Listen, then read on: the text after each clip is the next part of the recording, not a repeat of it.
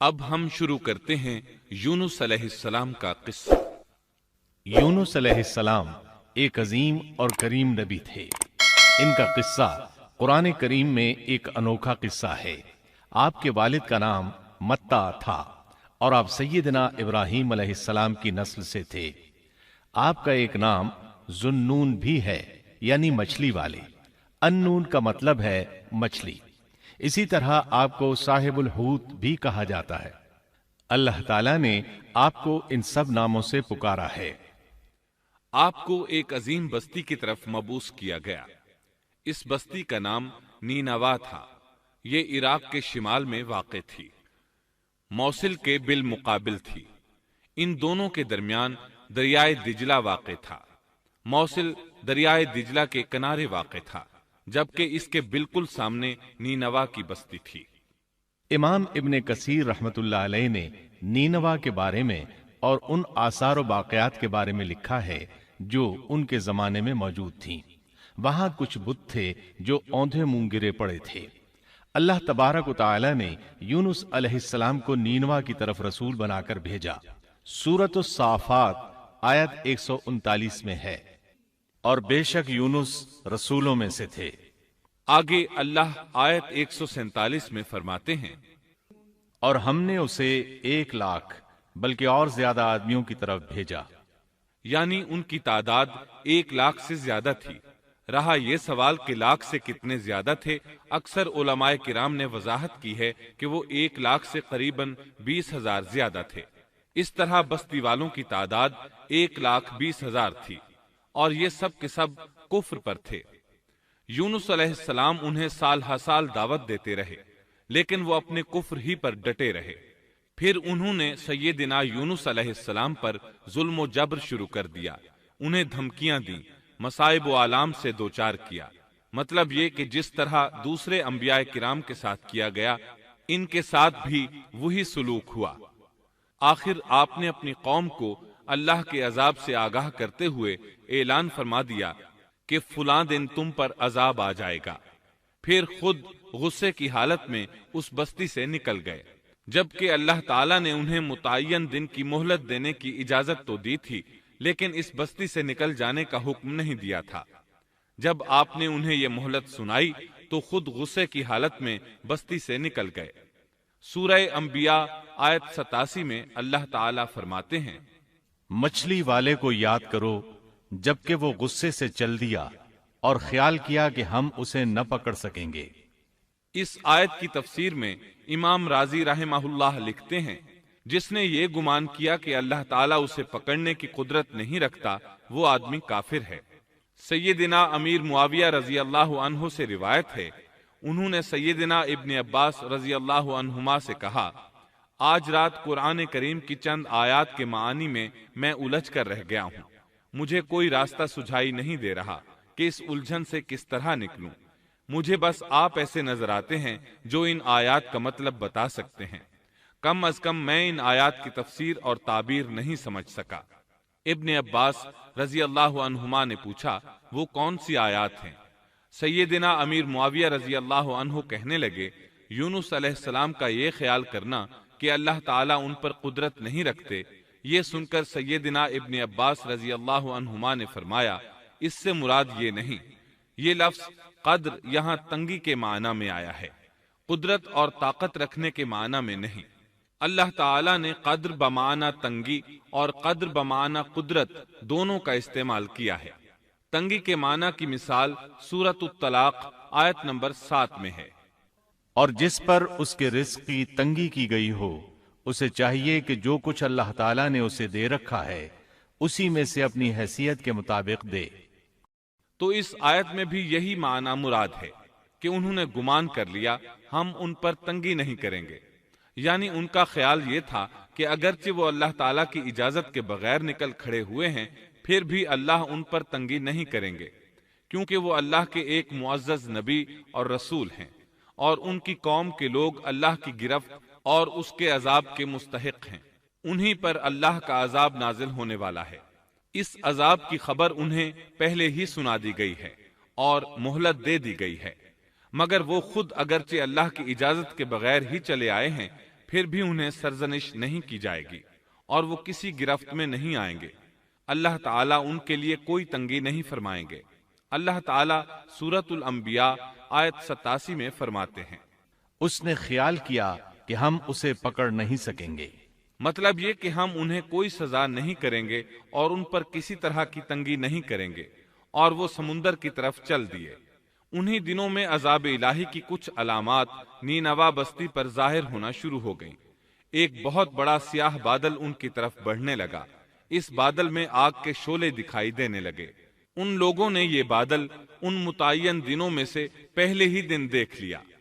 اس کو دیکھتے ہی وہ سمجھ گئے کہ جس طرح سیدنا یونس علیہ السلام نے انہیں آگاہ کیا تھا، یہ عذاب ان پر نازل ہو کر رہے گا، اور جو عذاب سیدنا لوط علیہ السلام کی قوم پر آیا تھا وہ اس کے بارے میں بھی اچھی طرح جانتے تھے۔ وہ بستی ان کی بستی کے قریب ہی تھی، اس لیے وہ ڈر گئے۔ ان کے سردار جمع ہوئے اور کہنے لگے، جیسے تم سے پہلے لوگوں پر عذاب اترا کرتے تھے، تم پر بھی یہ نازل ہو کر رہے گا، جلدی کرو، سب جمع ہو جاؤ۔ چنانچہ انہوں نے اس بات پر اتفاق کر لیا کہ سیدنا یونس علیہ السلام نے بالکل سچ فرمایا تھا۔ اللہ کی قسم، یہ بالکل وہی عذاب ہے، تم اللہ کے عذاب سے نجات نہیں پا سکو گے۔ اس سے بچنے کی ایک ہی صورت ہے کہ تم ایمان لے آؤ اور توبہ کر لو۔ اس طرح وہ سب کے سب ایمان لے آئے، لیکن سیدنا یونس علیہ السلام وہاں موجود نہیں تھے۔ ان کی عدم موجودگی میں یہ سب کے سب یعنی 1,20,000 افراد ایمان لے آئے۔ انہوں نے پیوند لگے کپڑے پہنے اور اللہ کے حضور عاجزی، انکساری اور آہوزاری شروع کر دی، رونے لگے، اللہ سے بخشش مانگنے لگے، پھر اسی حالت زار میں باہر کھلے میدان کی طرف نکل آئے۔ ان کے سرداروں نے سب کو الگ الگ کر دیا، یہاں تک کہ ماں اور بیٹے کو بھی جدا کر دیا۔ سب اپنی اپنی جگہ پر، یعنی ماں اپنی جگہ پر اور بیٹا اپنی جگہ پر آہوزاری کرنے لگے تاکہ ان پر اللہ تعالیٰ کی رحمت نازل ہو جائے۔ یہ عذاب 3 دن تک ان کے سروں پر منڈلاتا رہا، اور یہ بھی مسلسل آہوزاری کرتے رہے، اپنی عاجزی ظاہر کرتے رہے، معافیاں مانگتے رہے۔ آخر کار اللہ تعالیٰ نے ان پر رحم و کرم فرما دیا اور عذاب کو ان سے پھیر دیا۔ اللہ تعالیٰ سورہ یونس آیت 98 میں فرماتے ہیں، چنانچہ کوئی بستی ایمان نہ لائی کہ ایمان لانا اس کے لیے فائدہ مند ہوتا، سوائے یونس کی قوم کے۔ مطلب یہ کہ سابقہ امتوں میں سے کسی کے بارے میں یہ سننے میں نہیں آیا کہ پوری قوم ایمان لے آئی ہو۔ تمام بستیوں میں ایک بھی بستی ایسی نہیں تھی، بس ایک یونس علیہ السلام کی قوم ایمان لے آئی۔ اللہ تعالیٰ سورہ یونس آیت 98 میں فرماتے ہیں، جب وہ ایمان لے آئے تو ہم نے رسوائی کے عذاب کو دنیاوی زندگی میں ان پر سے ٹال دیا اور ان کو ایک وقت تک کے لیے زندگی سے فائدہ اٹھانے کا موقع دیا۔ مطلب یہ کہ ہم نے انہیں دنیاوی زندگی کا لطف اٹھانے کا موقع دیا۔ اب اس قوم پر قیامت کے دن تک عذاب نہیں اترے گا۔ علامہ ابن کثیر رحمت اللہ علیہ فرماتے ہیں، اس آیت کریمہ کا مفہوم یہ ہے کہ کسی بستی کے تمام باشندے کسی نبی پر کبھی ایمان نہیں لائے، یا تو سب نے کفر کیا یا پھر اکثر نے کفر کیا۔ لیکن یونس علیہ السلام کی قوم واحد ایسی قوم ہے جو تمام کی تمام عذاب الہی کے آثار دیکھ کر ایمان لے آئی۔ سابقہ ادوار میں جتنی بھی بستیاں گزریں، ان میں اہل ایمان کے ساتھ یا تو کفار رہے ہیں یا ان میں منافقین بھی رہے ہیں۔ سوائے یونس علیہ السلام کی قوم کے وہ سب کے سب کافر تھے، پھر سب کے سب ایمان لے آئے۔ یہ اللہ تعالیٰ کے عجائبات میں سے ہے اور اس کی قدرت اور رحمت کی نشانیوں میں سے ہے۔ اب دوسری طرف کی سنیے، یونس علیہ السلام کو کچھ معلوم نہیں تھا کہ ان کی قوم کے ساتھ کیا ہوا۔ آپ تو غصے کی حالت میں بستی سے نکل کر سمندر کی طرف چلے آئے تھے۔ آپ ایک کشتی کی طرف آئے، اس میں سواریاں اور ساز و سامان لدا ہوا تھا۔ اللہ تعالیٰ سورۃ الصافات آیت 140 میں فرماتے ہیں، جب وہ بھاگ کر بھری کشتی پر پہنچے، کشتی روانہ ہوئی، موجیں اٹھیں، سمندر میں طغیانی آئی، یوں لگتا تھا کہ بس ابھی غرق ہوئے۔ کہنے لگے، بوجھ ہلکا کرو، اپنا ساز و سامان سمندر میں پھینک دو۔ چنانچہ انہوں نے اپنا اپنا ساز و سامان سمندر میں پھینک دیا۔ اس طرح کشتی کچھ ہلکی ہو گئی، لیکن ضرورت کے مطابق ہلکی نہ ہو سکی۔ اب وہ کہنے لگے کسی کو سمندر میں گرانا ضروری ہے تاکہ کشتی مزید ہلکی ہو جائے، ورنہ یہ ڈوب جائے گی۔ جلدی کرو، قرعہ ڈالو۔ جس کے نام کا قرعہ نکلتا جائے اسے سمندر میں گراتے جاؤ اور بار بار یہ عمل دہراتے جاؤ یہاں تک کہ کشتی ہلکی ہو جائے۔ چنانچہ قرعہ ڈالا گیا۔ سب سے پہلے یونس علیہ السلام کا نام نکلا۔ سب کہنے لگے نہیں، یہ تو ایسے نہیں ہیں، ان کے چہرے پر تو سجدوں کے نشانات ہیں، انہیں رہنے دو، پھر قرعہ ڈالو۔ چنانچہ پھر قرعہ ڈالا گیا، پھر انہی کا نام نکلا۔ سب نے تعجب کیا۔ تیسری مرتبہ پھر قرعہ ڈالا گیا، اس بار پھر یونس علیہ السلام ہی کا نام نکلا۔ اللہ تعالیٰ سورۃ الصافات آیت 141 میں فرماتے ہیں، پھر قرآن اندازی ہوئی تو یہ مغلوب ہو گئے۔ ہر بار انہی کا نام نکلا۔ آخر کار ان لوگوں نے انہیں پکڑ کر سمندر میں گرا دیا۔ تو پھر انہیں مچھلی نے نگل لیا۔ حوت بڑی مچھلی کو کہتے ہیں۔ اللہ تعالیٰ نے حوت کو القاء فرمایا، انہیں کھانا نہیں، نہ ان کے جسم کو کوئی گزند پہنچے۔ یہ اس مچھلی کو اللہ تعالیٰ کے احکامات تھے۔ اللہ تعالیٰ سورۃ الصافات آیت 142 میں فرماتے ہیں، تو پھر انہیں مچھلی نے نگل لیا اور وہ خود اپنے آپ کو ملامت کرنے لگے۔ یعنی وہ سمجھ گئے کہ بار بار جو ان کا نام قرآن اندازی میں نکلتا رہا ہے تو وہی مقصود ہیں، چنانچہ خود کو ملامت کرنے لگے، اور یہ ملامت توبہ کی ابتدا ہے کہ انسان خود کو ملامت کرتا ہے۔ اب یونس علیہ السلام مچھلی کے پیٹ میں تھے۔ اللہ کی قدرت، آپ مچھلی کے پیٹ میں 3 دن تک رہے۔ بعض روایات میں 7 دن اور زیادہ سے زیادہ مدت 40 روز آئی ہے۔ آپ نے مچھلی کے پیٹ میں اللہ تعالیٰ کو پکارا۔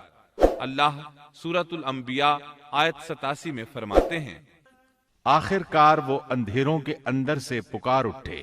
علماء نے یہاں 3 اندھیروں کا ذکر کیا ہے، مچھلی کے پیٹ کا اندھیرا، سمندر کا اندھیرا اور رات کا اندھیرا۔ گویا ان پر یہ سارے اندھیرے اکٹھے ہو گئے تھے۔ اللہ سورۃ الصافات آیت 143 اور 144 میں فرماتے ہیں، پس اگر یہ پاکی بیان کرنے والوں میں سے نہ ہوتے تو لوگوں کے اٹھائے جانے کے دن تک اس کے پیٹ ہی میں رہتے۔ مطلب یہ کہ اگر آپ اللہ تبارک و تعالیٰ کی تسبیح نہ بیان کرتے تو مچھلی کے پیٹ ہی میں رہتے۔ آپ نے دعا نہیں مانگی بلکہ اللہ عز و جل کی تسبیح بیان کی۔ روایات میں یوں بھی آتا ہے کہ جب مچھلی آپ کو سمندر کی اتھاہ گہرائی میں لے گئی تو آپ وہاں آبی مخلوقات کی تسبیحات کی آوازیں سننے لگے۔ گویا اللہ تعالیٰ نے انہیں القاء فرمایا کہ آپ بھی تسبیح کریں۔ اللہ سورۃ الانبیاء آیت 87 میں فرماتے ہیں، بالآخر وہ اندھیروں کے اندر سے پکار اٹھا کہ الہی تیرے سوا کوئی معبود نہیں، تو پاک ہے، بے شک میں ظالموں میں ہو گیا۔ چنانچہ یونس علیہ السلام نے اس تسبیح کے الفاظ کو یوں ادا فرمایا، لا الہ الا انت سبحانک انی کنت من الظالمین۔ امام احمد، امام ترمذی، امام نسائی اور دیگر ائمہ رحمہم اللہ نے یہ حدیث نقل کی ہے کہ یونس علیہ السلام کی وہ دعا جو انہوں نے مچھلی کے پیٹ میں مانگی تھی وہ یہی ہے، لا الہ الا انت سبحانک انی کنت من الظالمین۔ جو بھی مسلمان یہ دعا اپنی کسی حاجت میں مانگے گا اللہ تعالیٰ اس کی دعا ضرور قبول فرمائے گا۔ یہ دعائے مستجاب ہے، مقبول دعاؤں میں سے ہے۔ اسی دعا کے بعد اللہ تعالیٰ نے یونس علیہ السلام کو اس پریشانی سے نجات عطا فرمائی۔ اللہ سورۃ الانبیاء آیت 88 میں فرماتے ہیں، تو ہم نے اس کی پکار سن لی اور اسے غم سے نجات دے دی، اور ہم ایمان والوں کو اسی طرح بچا لیا کرتے ہیں۔ ایک صحابی نے نبی کریم صلی اللہ علیہ وسلم سے پوچھا، اے اللہ کے رسول صلی اللہ علیہ وسلم، یونس علیہ السلام نے جو دعا مچھلی کے پیٹ میں مانگی کیا وہ صرف انہی کے لیے تھی یا ان کے بعد اہل ایمان کے لیے بھی ہے؟ تو آپ نے فرمایا، یہ دعا یونس علیہ السلام کے لیے خاص تھی اور سب اہل ایمان کے لیے عام ہے۔ جو بھی اس دعا کو پڑھے گا اللہ اسے رنج و غم سے نجات دیں گے۔ ایک قول کے مطابق تقریباً 40 روز آپ کی شب و روز یہی دعا رہی۔ اس مدت کے ختم ہونے پر اللہ تعالیٰ نے آپ کی دعا کو قبولیت بخشی۔ مچھلی ساحل پر پہنچی، انہیں کنارے پر ڈالا اور واپس چلی گئی۔ اس بات کو اللہ تعالیٰ نے سورۃ الصافات آیت 145 میں یوں بیان فرمایا ہے، بس اسے ہم نے چٹیل میدان میں ڈال دیا اور وہ اس وقت بیمار تھے۔ آپ وہاں اسی طرح لیٹے رہے، پھر اللہ کی قدرت سے آپ کے قریب ایک بیلدار درخت اگا، جیسا کہ سورۃ الصافات آیت 146 میں ہے۔ اور اس پر سایہ کرنے والا ایک بیلدار درخت ہم نے اگا دیا۔ اس کدو کے درخت کے متعلق مورخین کا کہنا ہے کہ اللہ تعالیٰ نے اس درخت کا انتخاب اس لیے فرمایا تھا کہ اس درخت کے پتے چوڑے ہوتے ہیں، ان کے سائے میں انہیں ڈھانپ دیا گیا تاکہ ہوا سے اذیت نہ پہنچے، اس لیے کہ ان کے جسم سے جلد اتر گئی تھی۔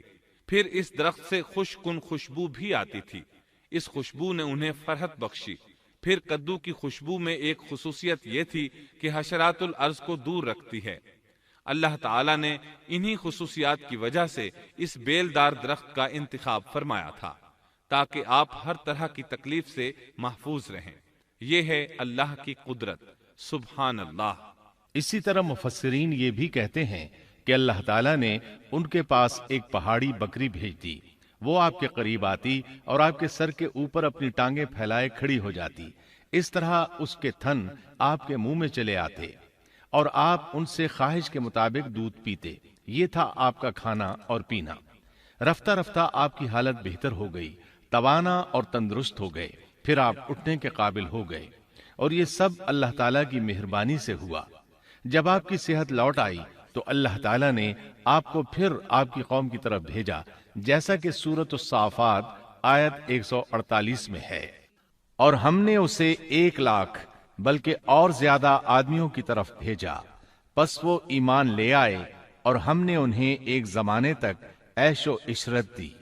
وہ سب کے سب آپ پر ایمان لے آئے تھے۔ اللہ تعالیٰ نے اس قصے کے ذریعے نبی کریم صلی اللہ علیہ وسلم کو اشارہ فرمایا ہے کہ دعوت دیتے ہوئے اکتانا نہیں۔ اللہ سورۃ القلم آیت 48 میں فرماتے ہیں، اور مچھلی والے کی طرح نہ ہو جائیے۔ ان لوگوں کو دعوت حق دیتے رہیے، دیکھیے وہ سال ہر سال دعوت دیتے رہے لیکن اکتائے نہیں، ان سے مایوس نہیں ہوئے۔ ان کی پوری بستی میں سے ایک بھی ان پر ایمان نہیں لایا تھا، لیکن جب ان سے مایوس ہو گئے تو انہیں اللہ کے عذاب سے آگاہ کر دیا اور منہ پھیر کر چل دیے تو وہ سب کے سب ایمان لے آئے۔ اللہ تعالی سورۃ القصص آیت 56 میں فرماتے ہیں، آپ جسے چاہیں ہدایت نہیں دے سکتے، بلکہ اللہ تعالیٰ ہی جسے چاہتا ہے ہدایت دیتا ہے۔ اس قصے میں بہت بڑا سبق ہے کہ کسی بھی حالت میں اللہ کی رحمت سے مایوس نہیں ہونا چاہیے اور نہ ہدایت کے معاملے میں اپنی ذات پر بھروسہ کرنا چاہیے۔ ہدایت تو بس صرف اللہ تعالیٰ ہی کی طرف سے ہے، آپ کے ذمے تو پیغام حق پہنچا دینا ہے۔ اللہ سبحانہ و تعالیٰ کے ذمے ہدایت سے نوازنا ہے۔ اللہ تعالیٰ نے انہیں پاک صاف بنا دیا، انہیں چن لیا۔ اللہ خود ہی سورۃ القلم آیت 50 میں وضاحت فرماتے ہیں، اسے اس کے رب نے پھر نوازا اور اسے نیک لوگوں میں کر دیا۔ امام مسلم نے ایک حدیث روایت کی ہے کہ نبی کریم صلی اللہ علیہ وسلم نے فرمایا، تم میں سے کوئی شخص ہرگز یہ نہ کہے کہ میں یعنی محمد یونس بن متا سے بہتر ہوں، یعنی یوں نہ کہے کہ میں سیدنا یونس علیہ السلام سے افضل ہوں، وہ اس طرح کہ وہ تو اپنی قوم کے ایمان لانے سے مایوس ہو گئے تھے اور میں مایوس نہیں ہوں۔ اس طرح بالکل نہ کہے، کیونکہ بالآخر اللہ تعالیٰ نے آپ کو چن لیا اور برگزیدہ بنا لیا اور صالحین میں داخل کر لیا۔ اس واقعے میں نبی کریم صلی اللہ علیہ وسلم کو جو ہدایت دی گئی ہے اس کا ذکر سورۃ القلم آیت 41 میں آتا ہے، پس تو اپنے رب کے حکم کا صبر سے انتظار کر اور مچھلی والے کی طرح نہ ہو جا۔ مطلب یہ کہ یونس علیہ السلام کی مانند نہ ہو جائیے جو اپنی قوم کے ایمان لانے سے مایوس ہو گئے تھے۔ یقیناً دین کی دعوت اور حق کے پرچار میں یہ بہت عظیم سبق ہے کہ داعی اللہ کو کبھی مایوس نہیں ہونا چاہیے۔ یونس علیہ السلام کا قصہ ختم ہوا۔